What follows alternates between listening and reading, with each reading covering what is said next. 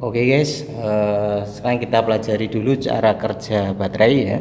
Jadi sebuah baterai itu terdiri dari ya plat positif ini atau PbO2, kemudian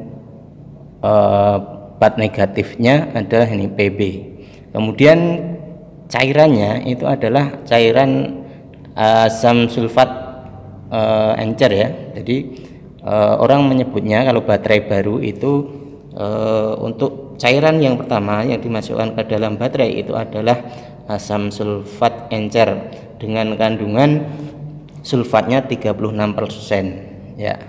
Nah, ketika cairannya sudah kita masukkan ke dalam baterai ya, cairannya namanya H2SO4. Nah, ketika kita menyalakan lampu ini ya, kita nyalakan, kita lihat. Nah, SO4 nya pada menempel ya, sebagian di plat negatif atau PB ya, kemudian juga SO4 nya ada yang menempel di di PbO2 ya. Nah, di sini plat positifnya itu menjadi PbSO4, plat negatifnya juga menjadi PbSO4. Nah, kalau SO4 yang menempel pada plat negatif ataupun positif ini dibiarkan dalam waktu lama ya, maka SO4-nya ini dari cair bisa berubah menjadi kristal atau keras. Dalam istilah tekniknya terjadi sulfasi, yaitu mengerasnya SO4 yang menempel pada kedua plat. Nah, ini kalau kita diamkan, nanti reaksi antara cairan dengan plat-platnya ini berkurang. Jadi sebenarnya biang dari penyakit baterai secara umum adalah ini, mengerasnya SO4 ya pada plat-plat baterai, sehingga nanti yang akan menghalangi cairan SO4 yang lain yang bersinggungan dengan baterai itu semakin kecil. Jadi semakin SO4 nya semakin banyak yang mengeras, berarti kapasitas baterainya ini semakin turun, jadi baterainya semakin drop. Nah, untuk itulah diperlukan pengecasan ya. Nah, tujuan pengecasan itu nanti SO4 yang menempel pada kedua plat ini akan kembali bergabung dengan air atau H2O ini, sehingga cairannya berubah lagi menjadi SO4, sehingga terjadi reaksi lagi pada baterai, sehingga baterai bisa dipakai lagi. Nah, ketika baterai kita pakai untuk menyalakan lampu ini ya, cairan H2SO4 ini cairan karena suatu reaksi itu bisa menimbulkan panas sehingga sebagian menguap.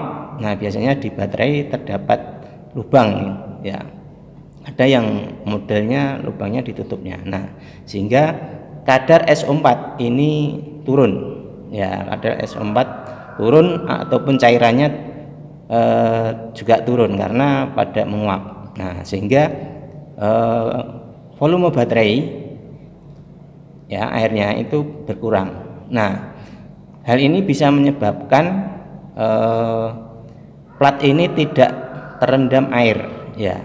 Kalau tidak terendam air, nah nanti terjadi pengerasan lagi pada plat ya, SO4-nya mengeras pada bagian yang tidak terendam oleh cairan. Nah, untuk itu cairan ini tidak boleh berkurang ya, harus sesuai standar di batas lower sampai upper ya kalau di baterainya. Oke, kalau kita lihat, kalau kita matikan lampunya, ini animasinya. Nah, ini SO4 nya kalau kita cas ya, ini seolah-olah kita cas ya, jadi SO4 nya kembali bergabung dengan air.